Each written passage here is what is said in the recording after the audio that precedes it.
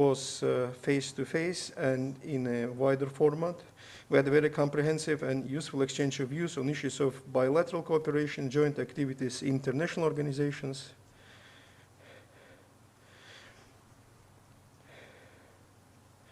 as well as regional and international issues of mutual interest, development of friendly relations that between of our countries over the past 30 years, and existing high-level political dialogue is a good basis, we believe, for further expansion of cooperation in many areas. Today we have spoken about the potential for development of our economic ties. In the last 2 years, all the countries in the world, and our countries are no exceptions, have met with a lot of limitations related to the COVID-19 pandemic, and we have had a very good exchange of opinion of how we can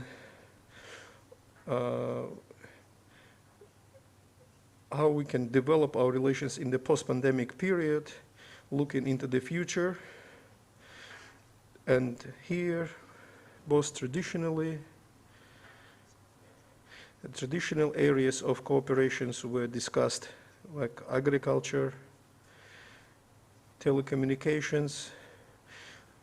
We have had the exchange of opinions concerning the cooperation in those areas. We also discussed about the experience of the relevant agencies that support small and medium enterprise development in the both countries, and small and medium business development agencies representatives will visit Moldova in the nearest future and discuss on how to further strengthen the cooperation in this area. We believe this is an extremely important vector of our cooperation. You also know that the Republic of Azerbaijan has entered a new phase of development in the gas supplies to a number of European countries with the commencement of the Southern Gas Corridor last week. The 8th meeting of the Advisory Council of the Southern Gas Corridor was held in Baku, and what was discussed also how other European countries can benefit from the extension of this project, and a number of countries like in the Western Balkans that are also neighbors of Republic of Moldova have participated in this meeting. We also discussed the importance of the development of intra-parliamentary relations, the reciprocal visits and expansion of inter-parliamentary friendship groups will no doubt make a positive contribution to the development of relations between the two countries and peoples.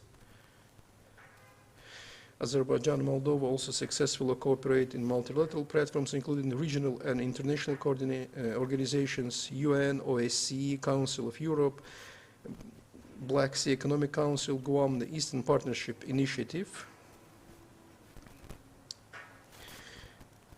At today's meeting, we had a useful exchange of views on our cooperation on these multilateral platforms.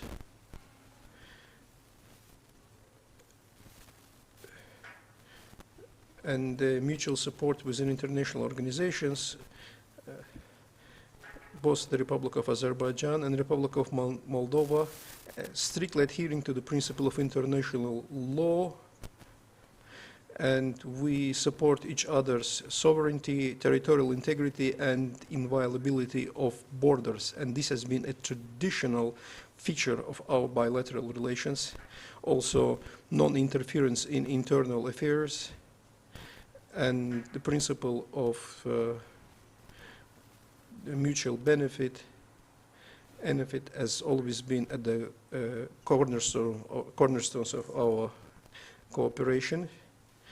So the discussion of all these matters has allowed us to better understand the positions of both countries. That is important in the changing, ever-changing world to conduct political consultations on a regular basis. So we have made a decision to have such political consultation at least once a year.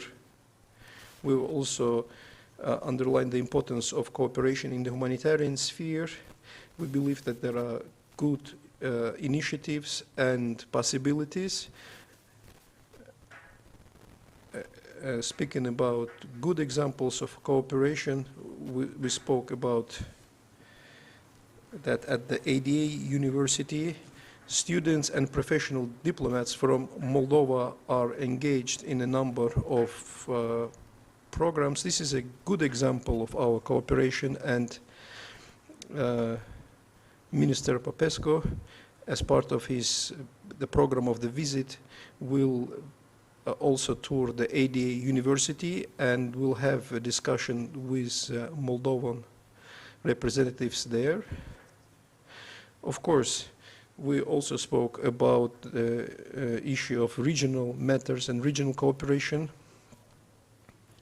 I briefed the new reality in the region as a result of a 44-day war, liberation war of Azerbaijan, and what are the priorities of the Azerbaijan in this sphere, and what is done for the implementation of a three-partite memorandum and agreements. Speaking of which, after the 30-year occupation has ended, after the principle of international law were restored, the priority number one for our country is the rehabilitation and restoration of these territories and resettlement of refugees and internally displaced persons to their homelands in a safe and dignified way. We spoke about the important priority, that number one priority actually, that Azerbaijan feels it is. We spoke about various projects for improving infrastructure, including the highways and roads, electricity and gas lines, development of renewable energy potential in the liberated territories, the approval of the master plans of the cities, development of the smart city and smart village concepts, construction of international airports in the area, the fact that within 8 months the Fizuli International Airport was built and is already commissioned to use, and most importantly the fact that we start the return of IDPs to these areas. So we exchange our opinions about that, and I briefed my esteemed colleague about this. With great pleasure, I would like to say that during these discussions, the information that I provided to my colleague, and I highlighted the importance of mine clearing in the liberated territories, the fact that these minefields, how much they are an impediment to development of these areas. I gave my colleague the statistic about the people who already were died and maimed as a result of minefields that were left in the liberated territories, and I'm very pleased that the Republic of Moldova already expressed support for the Republic of Azerbaijan in this regard. We of course appreciate this in the highest degree, and I'm sure that the relative agencies of our countries will work out the details. So using this opportunity, I would like to thank my colleague for his goodwill and support for the issue that is so important for us concerning the implementation of three-partite agreements. This is a very wide-ranging topic. I don't want to dwell on all the details of this in this press briefing, but I briefed my colleague about how responsibly and importantly Azerbaijan views these issues, and to the implementation of this agreement. I gave specific examples of this, and a few of those examples I can share with you. In the tripartite declaration, one of the important elements in those declarations was the opening of communications between Armenia and Azerbaijan, and there are specific commitments taken by both parties in this regard. And since January 2021, a tripartite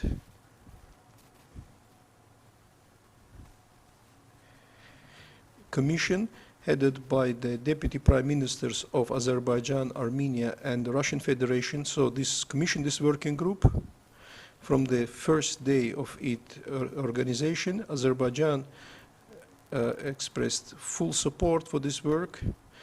The fact that we allocated high-level officials at the level of deputy prime minister and other government officials. We were also fully open to the discussions and practical work for the opening of communications. So this is what was done in this regard. Also physical work that is done on the ground. Of course, if the decision is taken, it's not possible to restore this communication infrastructure overnight. It requires time to develop the relevant transport corridors. For this important preparatory work must have been done. So in all of these processes, the Republic of Azerbaijan,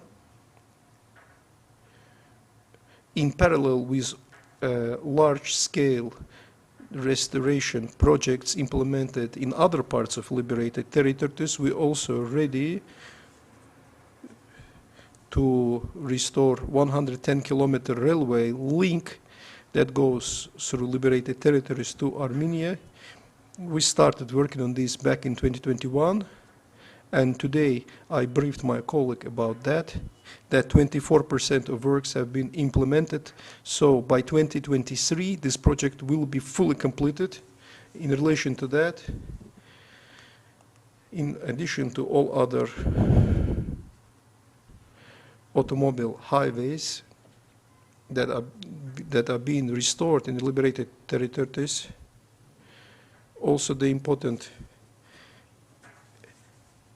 automobile highway link between the liberated territories and Armenia with a length of 124 kilometers have been built. Azerbaijan is also working very hard on this, and 27% of this work has already been completed. This is a very good example of how seriously we view those commitments. But the Armenian side, according to our information, they make controversial statements, and except for that, no real work has been done on the Armenian side of the border. And I think it shows in comparison how seriously both parties see their commitments. Another important example is if we speak about the normalization of relations between the two states. One important element of this is the limitation of the state border between the two states. Here, Azerbaijan also stated its full readiness for the work of the Interstate Commission on the limiting of the border without any prior conditions. But on the Armenian side, we see the attempts to put some preconditions. We believe that this approach is not helpful at all for the positive improvement of relations. And I would like to say once again that both restoration as well as peace-building activities, the Republic of Azerbaijan, not on paper, but in reality, we together we are ready to cooperate with our friends and partners and with international organizations for this purpose, and this cooperation is ongoing. I don't want to take too much of your time to talk about what kind of projects are implemented, what are the international platforms that are available to us. I think you all know about this, but if there would be questions about that, of course, I can expand on this. So I believe that the participants of responsible international relations must implement their commitments with the view of contributing to the peace and security in our region and in a wider geography. Dear participants, in conclusion, I would like to thank once more my colleague, and once more would like to express my thanks to the Minister of Foreign Affairs and European Integration of the Republic of Moldova, and I believe the meetings that we have held today and throughout this visit will really serve to further strengthen our friendly relations between the two countries. Once more, I would like welcoming our guests in the country. With great pleasure, I would like to give him the floor. Please, dear Minister, the floor is yours. Thank you very much, dear Minister, dear Jeyhun. It's a great pleasure for me to visit Baku again. I have been several times in your wonderful country and wonderful city, but it's the first time to be here as a minister. And I see it as a great opportunity and even a responsibility for us to use this visit to boost our relations even further and deepen them and strengthen them. Of course, this impulse was given by the meeting of our two presidents in December in Brussels, but we have a very ambitious agenda of political contacts for this year, and I hope that this visit just is only a first step in the deepening of our ties. Our countries will also will have a 30-year anniversary of our bilateral diplomatic relations, and I hope this year will lay the basis and the foundations for equally excellent partnership in the next 30 years. And I must say that in the last 30 years, Azerbaijan and Moldova have always stood by each other in international relations, in a lot of fora.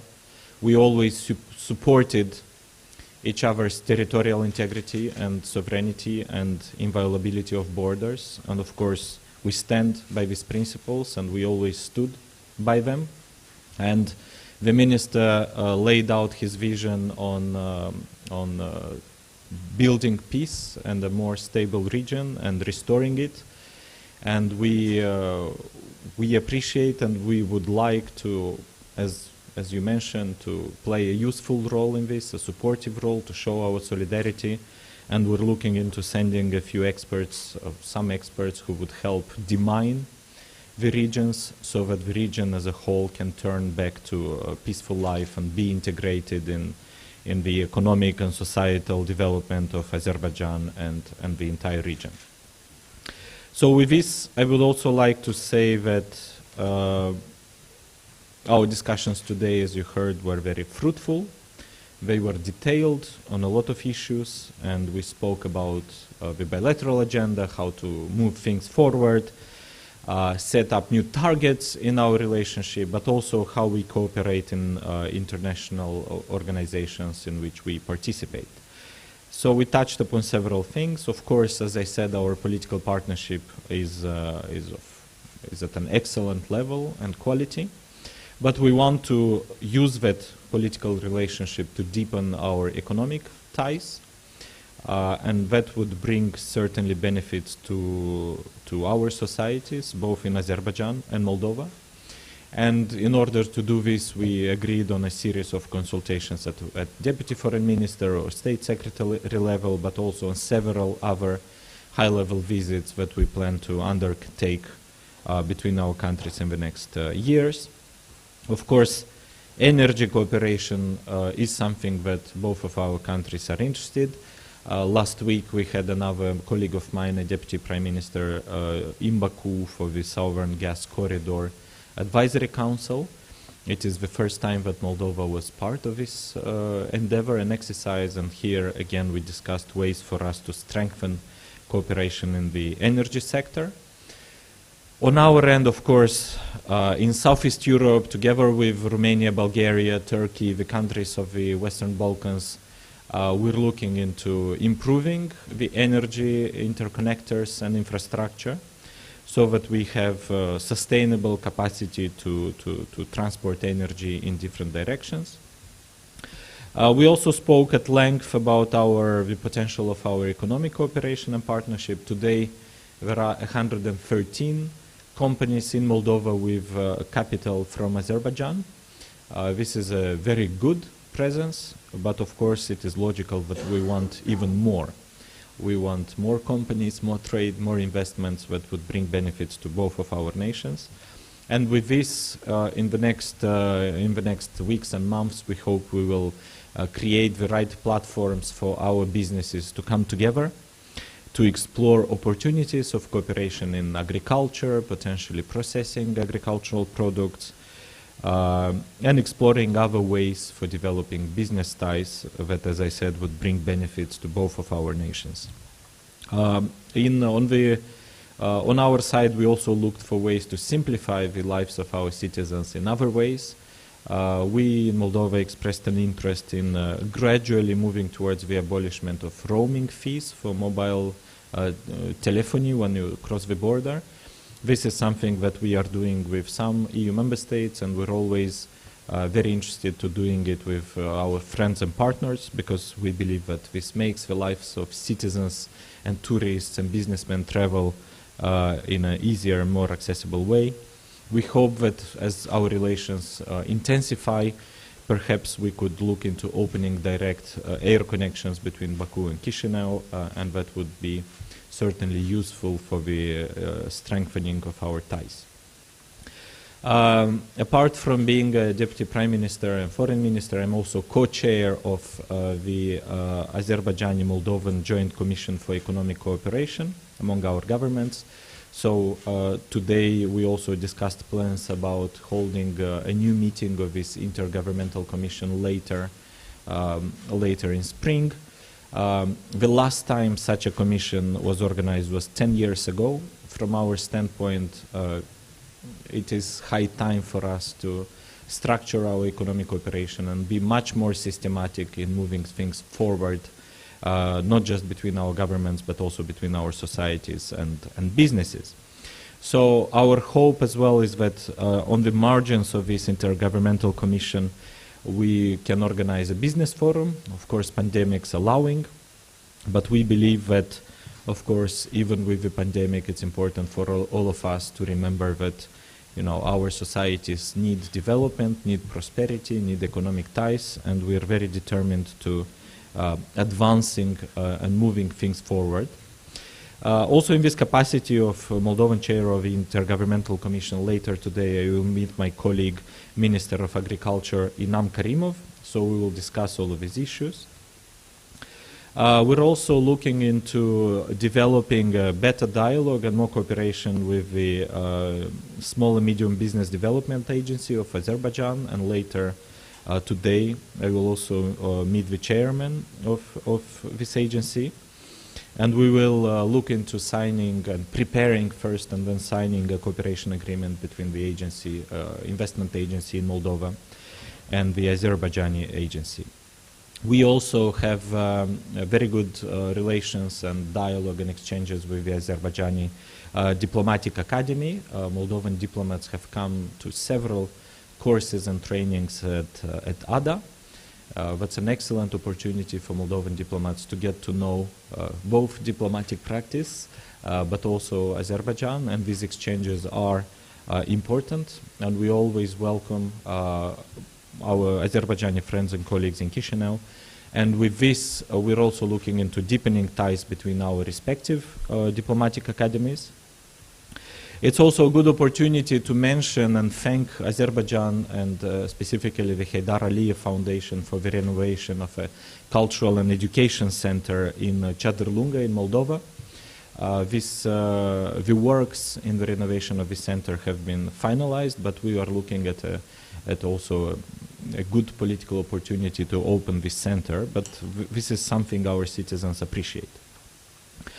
I'd also like to mention in this vein the fact that we appreciate the very active and highly efficient role of the Azerbaijani community in Moldova and the Moldovan community in Azerbaijan, and these two communities, through their activism, through their presence and dedication, are offering us many chances to consolidate our bilateral partnerships and the friendship of our countries.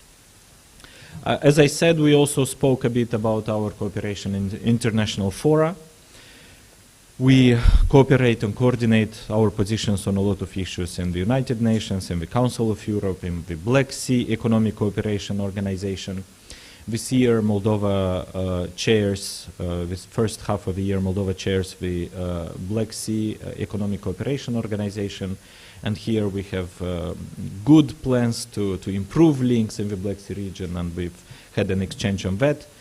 We also have quite a lot of very positive and excellent interaction with Azerbaijan in the Eastern Partnership.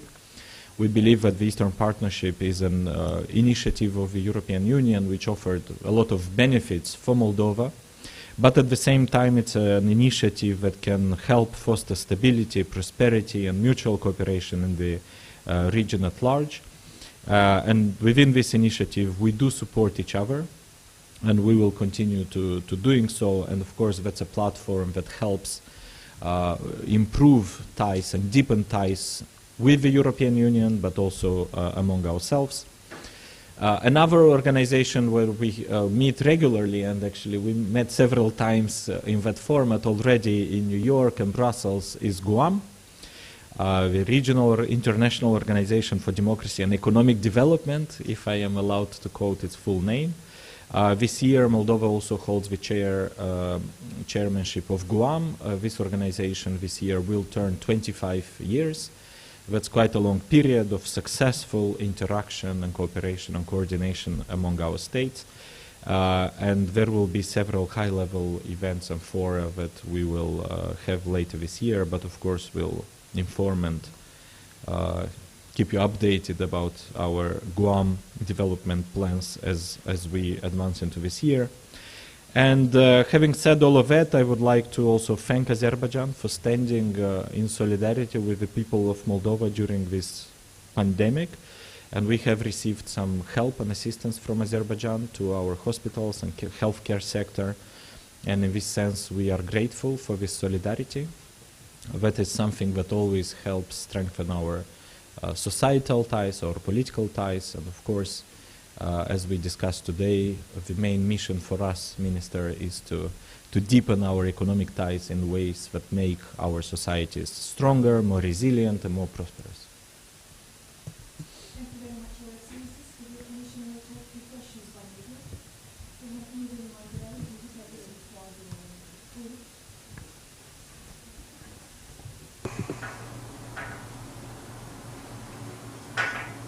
Anar Abbasım, Public Television. I would like to greet both ministers. Thank you very much for the information provided about the bilateral relations.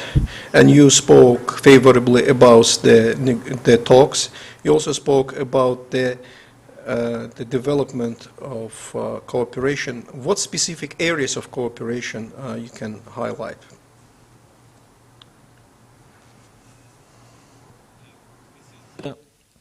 This is early on. Oh, wait. This is, as I said, this is relatively early on in our attempts to re-energize our relationship, and I will be back in a few weeks to talk more specific projects related to the economic field.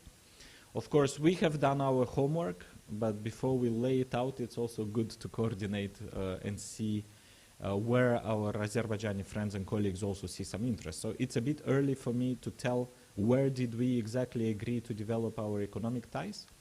But as I said, on our end, we're interested in opening air links, in liberalizing roaming, in looking into joint projects in the agricultural sphere. I think there we have a good potential to develop together projects that lead to the processing of fruits and vegetables. Moldova has very good trading links with the European Union, with the post-Soviet states. We have free trade areas, both east and west. We have a deep and comprehensive free trade area with the European Union. In recent years, we have significantly increased exports onto the European Union market, including of agricultural products. We have done quite successfully so, and we're interested into looking into joint projects where Azerbaijan and Moldova could benefit from these trade links that Moldova has with the rest of Europe. As I said, of course, we spoke briefly about energy.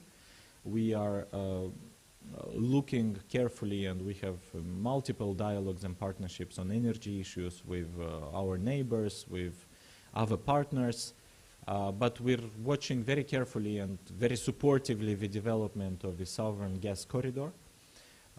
We again have discussed a little bit of the way Azerbaijan has structured its energy partnerships with many countries in Southeast Europe and the Balkans, and we're looking into ways for strengthening our ties on this in this field.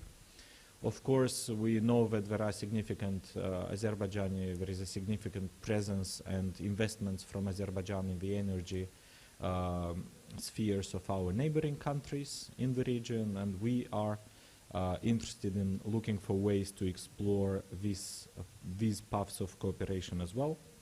So these are some of the more concrete preliminary projects that we might have in mind, but of course very often it's up for businesses to sit down and decide and calculate where do they have a mutual interest.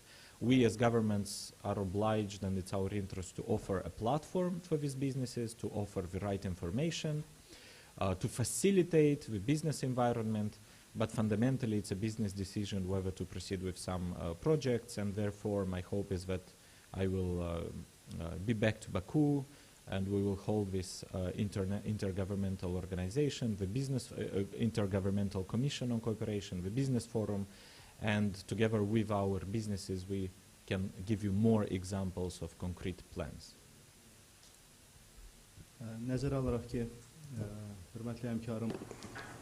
Considering that my esteemed colleague already very extensively recapped our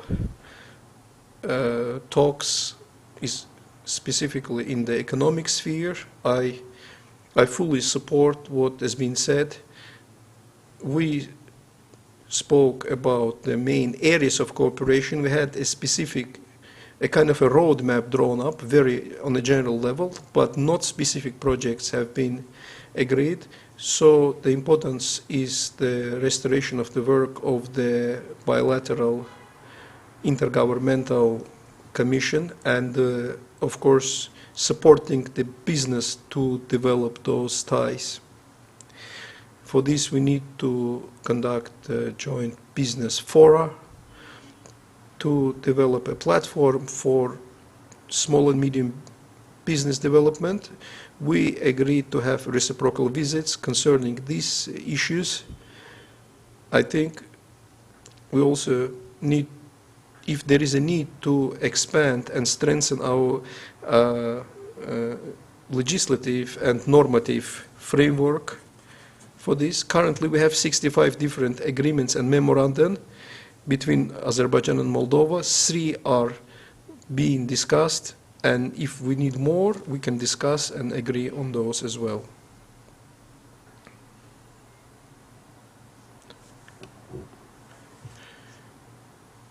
My question is to Minister Bayramov. During a 4-way meeting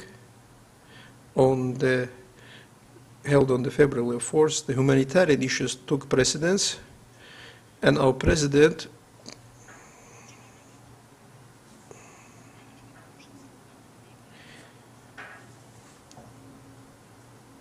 also raised the issue of those who were held hostage and disappeared during the First Karabakh War, but the Armenian side did not evince any interest on this issue, and would like to know your position, your stance on this topic. Yes. In response to your question,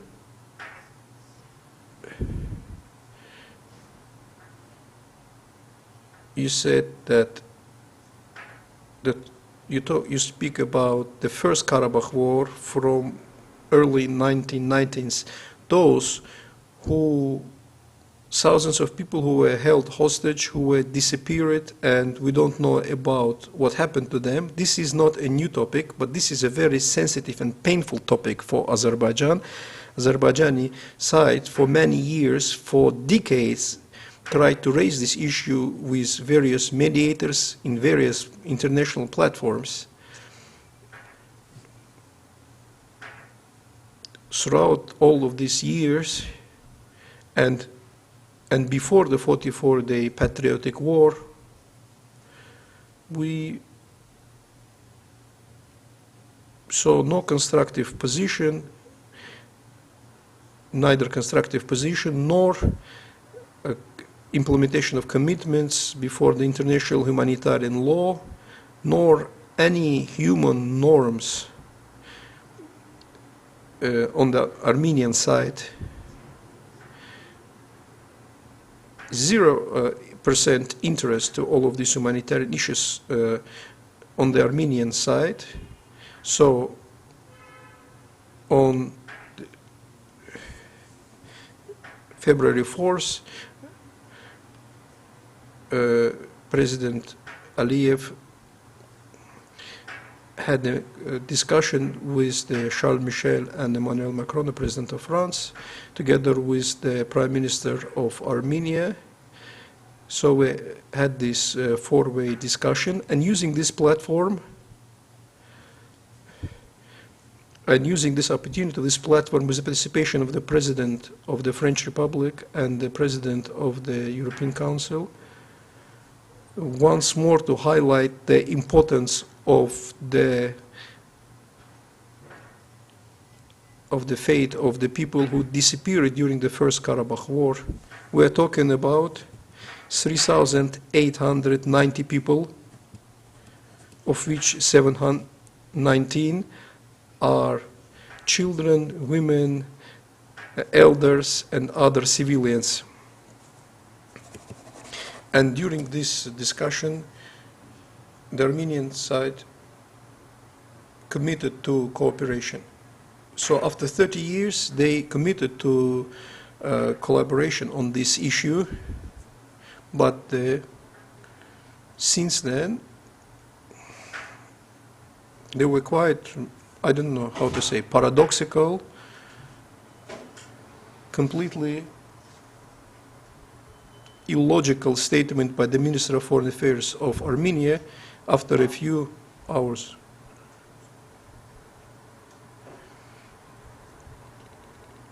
Stated that we have no commitment to cooperate on this issue. This is quite an absurd statement, which is not in line with any international human norms, nor with any humanity or normal relations in international community. Of course, we can only meet with regret and not understanding this position. Only such emotions are evoked by this statement by the Minister of Foreign Affairs of Armenia. But Azerbaijan will continue to insist on the importance of this issue. I think it's a high time that international community, international organizations increase the pressure on Armenia to clarify the fate of these people. We understand that the people who disappeared, probably the big majority of them are already not alive, but they have family members, they have people who want to know to clarify their fate, to know what happened to them. And I think we should continue working in this regard, and we will. I just want to touch upon one issue, that what we should react to these issues, how we should implement international commitments, moral and humanitarian commitments. And I think Azerbaijan, after the 44-day war, I think Azerbaijan was provided a very good example to Armenia that immediately after November 10th, the end of the war, Azerbaijan worked with International Committee of Red Cross as well as with peacekeeping contingent and with Armenian military. 1,709 Armenian military, the corpses of 1,009, if I'm not mistaken, of military personnel from Armenia, their corpses were transferred to the Armenian side. This is what the normal civil behavior in the international arena, that was shown to the Armenian side. But despite this, good example, we still do not see positive changes on the Armenian side. And once more, and I think international community should not be silent on this. And the truth of the Azerbaijani position is corroborated by other facts as well. I would like to remind you, many of you already know this, of course, in a short while after the signing of the tripartite declaration, after the physical control over this territory, mass graves were uncovered on those liberated territories. I don't say that we found the remnants of all disappeared people there.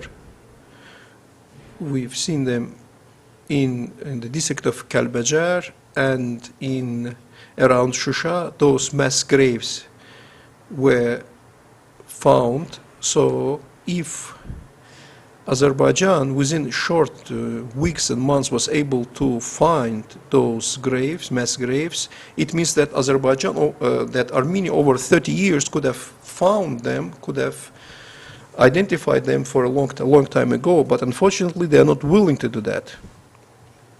In the meeting that you mentioned, this issue, yes, was raised, and Prime Minister of Armenia committed to cooperation on this, but regardless of what the statement of the Minister of Foreign Affairs was after that.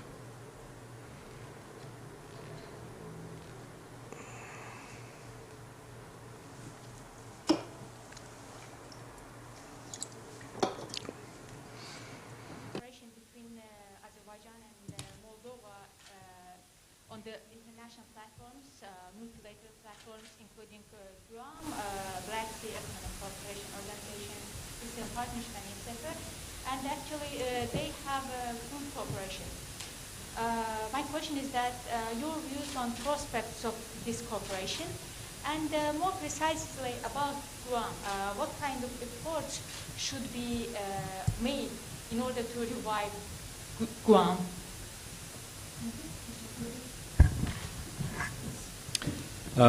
Thank you very much for your question. On prospects, the prospects are good, but I think with a lot of energy we can turn them into excellent.